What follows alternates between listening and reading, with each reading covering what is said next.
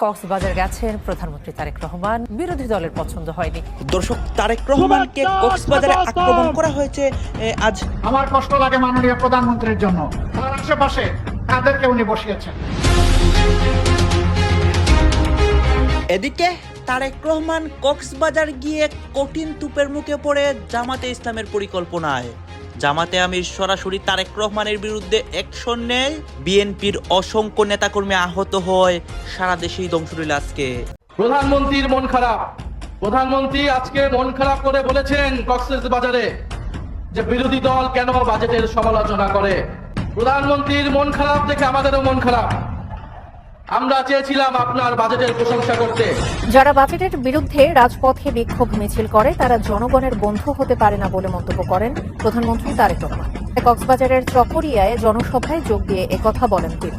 যে বাজেটে ট্যাক্স কমানো হয় সেই বাজেটও বিরোধী দল মানে না বলেছেন প্রধানমন্ত্রী। রাতে কক্সবাজারের চকরিয়ায় জনসভায় তিনি একথা বলেন। গণতন্ত্রের যাত্রায় কেউ যেন বাধাগ্রস্ত করতে না পারে সেজন্য সবাইকে সজাগ থাকার আহ্বান জানান প্রধানমন্ত্রী। কক্সবাজার থেকে হাসনাইন তানভীরের প্রতিবেদন। তাহলে কি আমরা ধরে নিব যে তারা সিগারেট এবং মদের উপরে কেন ট্যাক্স বাড়ালো সেই জন্য মানব না করছে? যারা মদের উপরে ট্যাক্স বাড়ার প্রতিবাদ জানায়, সিগারেটের উপরে ট্যাক্স বাড়ালে প্রতিবাদ জানায়, তারা কি জনগণের জন্য রাজনীতি করে? একদিকে তারেক রহমান জামাতের বিরুদ্ধে সরাসরি বক্তব্য দেন, অন্যদিকে জামাতে আমির তারেক রহমানকে উদ্দেশ্য করে অসংখ্য কটূক্তি করে এবং একটি ঘোষণা দেয় তারেক রহমানের উপর অ্যাকশন নেওয়ার জন্য। আপনারা দেখেছেন গতকালকে তারেক রহমান কক্সবাজারে গিয়েছিলেন, আজকে তিনি সেইখানে বিপদের মুখে পড়েন এবং অসংখ্য কর্মীরা সভা মঞ্চের মধ্যে ভয়াবহ পরিস্থিতি করে বিএনপি জামাত মুখোমুখি একটা সংঘর্ষ বাঁধে। আপনারা দেখতে পারবেন এই মুহূর্তে বাংলাদেশের বর্তমান পরিস্থিতি এবং তারেক রহমানের অবস্থা দেখে বিএনপি কর্মীরাও রাজপথে নামে। আওয়ামী লীগের কপাল খুলে বাংলাদেশের এই অস্থিতিশীল পরিস্থিতি হওয়াতে সবকিছু দেখানোর চেষ্টা করব আমাদের এই একটি নিউজ প্রতিবেদনের মাধ্যমে। আমার কষ্ট লাগে মাননীয় প্রধানমন্ত্রীর জন্য। তার আশেপাশে কাদেরকে উনি বসিয়েছেন। উনি কুমিল্লায় এসে পিজের দেন, ফরিদপুরে গিয়ে সয়াবিন তেল দেন, তিনি দিনাজপুরে গিয়ে আম উপহার দেন, সিলেটে গিয়ে 9.5 ঘন্টা উপহার দেন,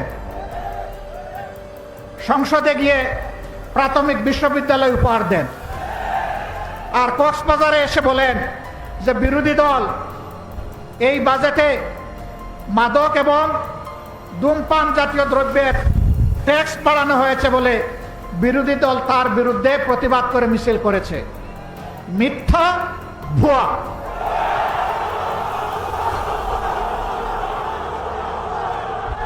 বিরোধী দলের কেউ এটা করে নাই। আমার করুণা লাগে। প্রধানমন্ত্রীর এই পদটা রাষ্ট্রীয় পদ, তিনি রাষ্ট্রের প্রধান নির্বাহী। তার দিকে তাকিয়ে বিশ্বের জনগণ বাংলাদেশকে হিসাব করবে। তার মুখ দিয়ে যদি অনবরত এই সমস্ত ভুলভাল কথা বের হতে থাকে, বাংলাদেশ লজ্জিত হবে, ক্ষতিগ্রস্ত হবে। এদেরকে চিহ্নিত করুন।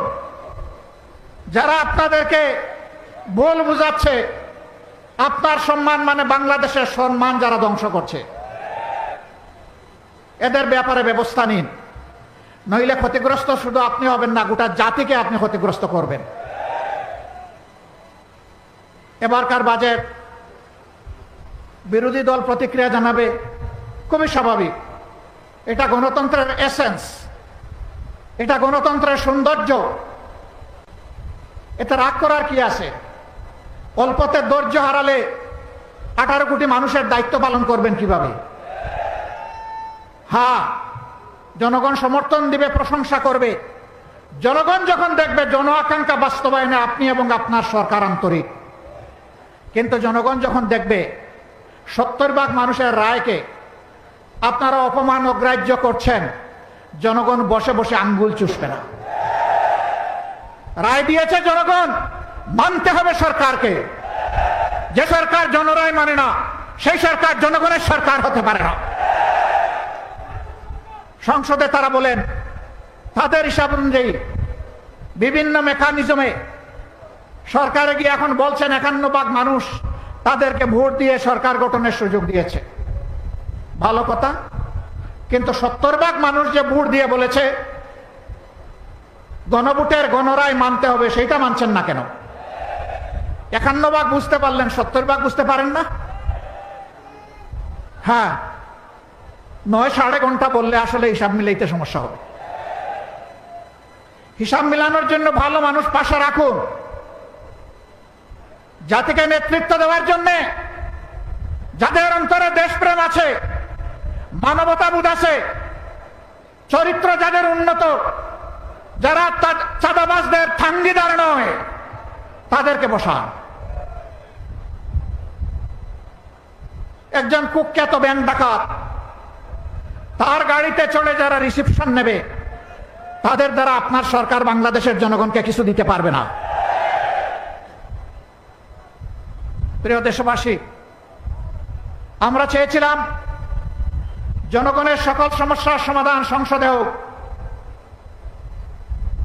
সরকার চায়নি। আমাদেরকে তারা ঠেলে দিয়েছে জনগণের কাতারে। যদি গণভোটের রায় মেনে নেওয়া হতো, আজকের এই বিভাগীয় সমাবেশের প্রয়োজন হতো না, এতগুলো মানুষকে ত্যাগ স্বীকার করে এখানে আসতে হতো না। আপনারাই বাধ্য করেছেন। সংসদে আমরা এই দাবি উত্থাপন করেছিলাম, আলোচনা হয়েছে, আপনারা ফেলে দিয়েছেন। প্রধানমন্ত্রীর মন খারাপ। প্রধানমন্ত্রী আজকে মন খারাপ করে বলেছেন কক্সবাজারে যে বিরোধী দল কেন বাজেটের সমালোচনা করে। প্রধানমন্ত্রীর মন খারাপ দেখে আমাদেরও মন খারাপ। আমরা চেয়েছিলাম আপনার বাজেটের প্রশংসা করতে, কিন্তু আপনি দুর্নীতির রাস্তা বন্ধ করেন নাই, লুটপাটের রাস্তা বন্ধ করেন নাই, ব্যাংক দখল বন্ধ করেন নাই। ফলে আমরা জানি না এই বাজেটের কত টাকা জনগণের উন্নয়নে ব্যয় হবে, কত টাকা আপনার দলের নেতা কর্মীর পকেটে যাবে। আপনি একটা বাজেট দিয়েছেন যার সাথে বাস্তবতার কোনো সম্পর্ক নাই।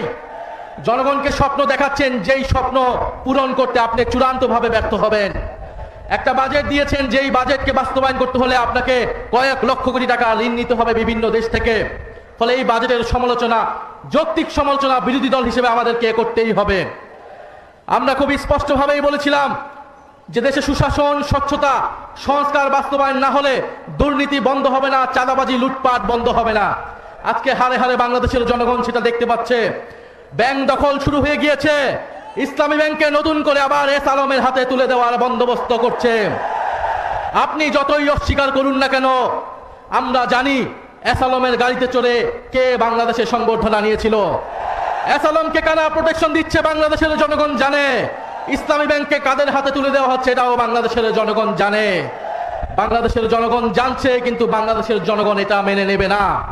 বিদ্যুতের দাম নজিরবিহীনভাবে বৃদ্ধি করা হয়েছে। গ্রামে গঞ্জে কোথাও বিদ্যুৎ পাওয়া যাচ্ছে না, দিনে 8 বার 10 বার করে লোডশেডিং হচ্ছে। বিদ্যুতের দাম এই সরকারকে বাড়াতে হবেই, কারণ এই সরকার আওয়ামী লীগের সরকারের করা অসম চুক্তিগুলো এখনো বহাল রেখেছে। আপনি আদানির চুক্তি আপনাকে বাতিল করতেই হবে, না হলে আপনি বিদ্যুতের দাম কোনোদিনই বাংলাদেশে কমাতে পারবেন না। ফলে আপনি আদানির চুক্তি বহাল রাখবেন, আপনি ইসলামী ব্যাংকে নতুন করে ইসলামের হাতে তুলে দিবেন, আপনি দুর্নীতি, চাঁদাবাজি বন্ধ করার জন্য কোনো ধরনের সংস্কার করবেন না, আর আপনার বাজেটকে বিরোধী দল প্রশংসা করবে, এটা বিরোধী দল থেকে অনেক বেশি প্রত্যাশা করা হয়ে যাচ্ছে। ফলে সরকারের কাছে আমরা বলবো যে বাজেট দিয়েছেন, এই বাজেট বাংলাদেশের জনগণের কোনো ধরনের অর্থনৈতিক পরিবর্তন করতে পারবে না। বাংলাদেশের উন্নয়ন করতে হলে আগে আপনাকে গণভোটের গণরায় অনুযায়ী সংস্কার করতে হবে, পুলিশ সংস্কার করতে হবে, দুদক সংস্কার করতে হবে, বিচার বিভাগ সংস্কার করতে হবে। গতকালকে এই খবর দেখলাম যেই আপনাদের চট্টগ্রামে বাংলাদেশের ক্রিকেট টিমের একজন ক্রিকেটারকে পুলিশ তুলে নিয়ে এসেছে, ডিবি তুলে এনে নির্যাতন করে দিয়েছে, এবং স্বরাষ্ট্রমন্ত্রী আজকে কক্সবাজার গিয়ে বক্তব্য করছে। ফলে এই যে পুলিশ সংস্কার হয়নি, জনগণের উপরে আবারও জুলুম নির্যাতন নেমে এসেছে, সরকার আবারও পুরনো স্বৈরতন্ত্রের পথে হাঁটছে। সরকার যদি স্বৈরতন্ত্রের পথে হাঁটে, জনগণকেও অভ্যুত্থানের পথে হাঁটতে হবে। ফলে সংসদকে জনগণ থেকে বিচ্ছিন্ন করে ফেলা হচ্ছে, জনসংশ্লিষ্ট ইস্যুতে বিরোধী দলকে সেখানে কথা বলতে দেওয়া হচ্ছে না। আমরা দেখেছি গত 2-1 দিন আগেই বাংলাদেশে নতুন ভারতীয় হাই কমিশনার এসেছে, এবং আমরা গতকালকে এই মৌলভীবাজারে সীমান্তে আবার একজন বাংলাদেশি হত্যার খবর পেয়েছি। বলে উনি এসে যেই সুসম্পর্ক এবং বন্ধুত্বের কথা বলেছে, আমরা স্পষ্টভাবে জানিয়ে দিতে চাই, সীমান্তে কাঁটাতার এবং বন্দুক দিয়ে, নদীতে বাদ দিয়ে কোনো বন্ধুত্ব হয় না। এবং বাংলাদেশ এবং ভারতের আকাশ এক নয়, বাংলার মাটি আর ভারতের মাটিও এক নয়। সেই ফয়সালা 1947 সালেই হয়ে গিয়েছিল। 1947 সালেই ফয়সালা হয়ে গিয়েছিল বাংলা স্বাধীন সার্বভৌম হবে। 1971 সালেই ফয়সালা হয়ে গিয়েছিল।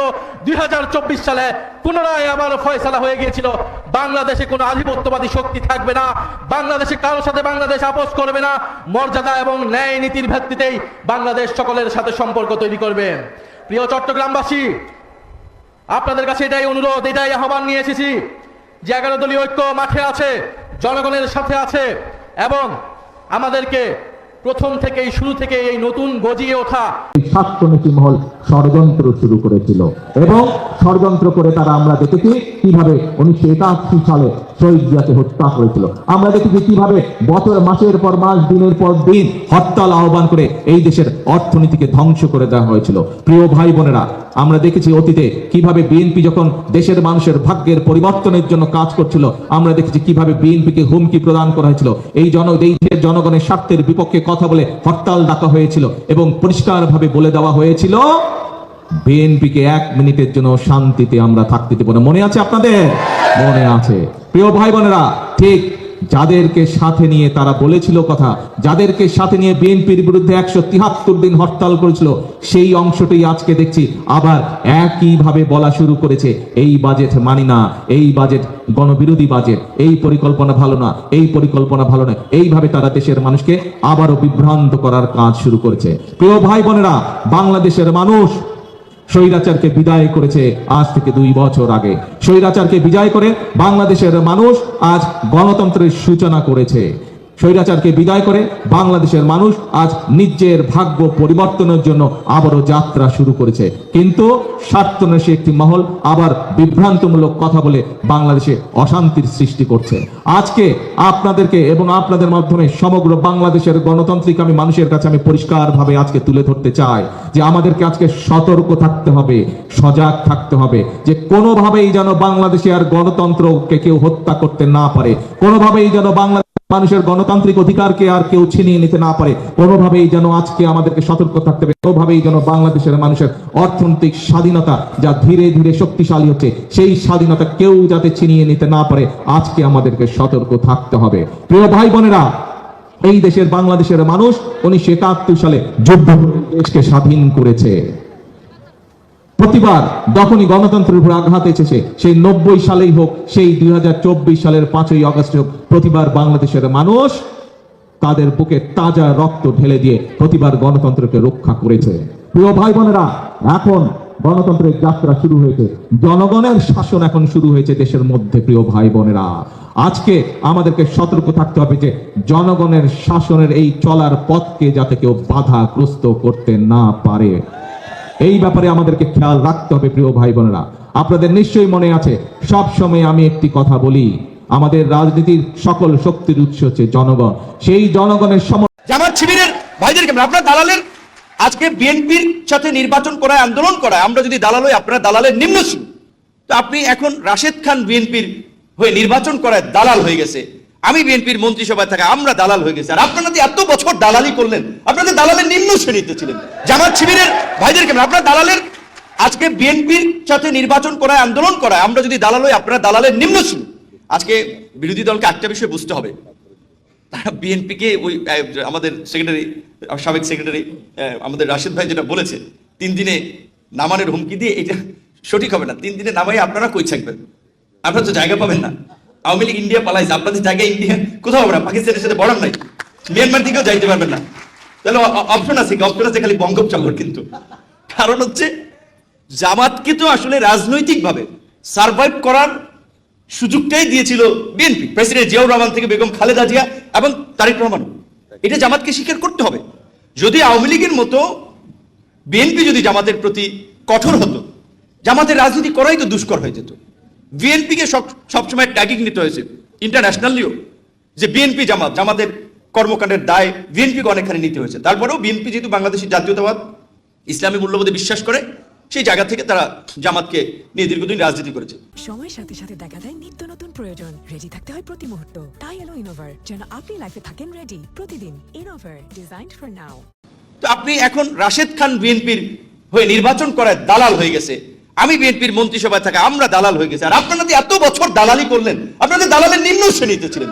জামাত শিবিরের দর্শক আপনারা হয়তো দেখলেন এখানে কি কথা হচ্ছে, অনেকে কিন্তু অনেক কথা বলতেছে। বিশেষ করে এখানে দেখতে পাচ্ছি আমরা ভারতের রাজনীতি নিয়ে, বাংলাদেশের রাজনীতি নিয়ে, অবস্থা নিয়ে কথা হয় এবং তারেক রহমানের বর্তমান পরিস্থিতি নিয়ে কথা হয়। জামাতে আমির যে অনেক সংখ্যক কথা বলে এগুলো দেখেছি গাইজ। এই বিষয়গুলো দেখে এবং বাংলাদেশের রাজনীতি নিয়ে আপনার মন্তব্য কি, আপনার গুরুত্বপূর্ণ মন্তব্য অবশ্যই আপনারা আমাদের কমেন্ট বক্সে লিখে যাবেন। সর্বশেষে আপনাদের কাছে আমাদের রিকোয়েস্ট থাকবে, আপনারা আমাদের চ্যানেলে নতুন দর্শক হয়ে থাকলে চ্যানেলটি সাবস্ক্রাইব করবেন এবং পাশে থাকা বেল বাটনটি বাজাবেন যাতে করে নেক্সট ভিডিওটা সবার আগে আপনাদের কাছে পৌঁছে যায়। ধন্যবাদ।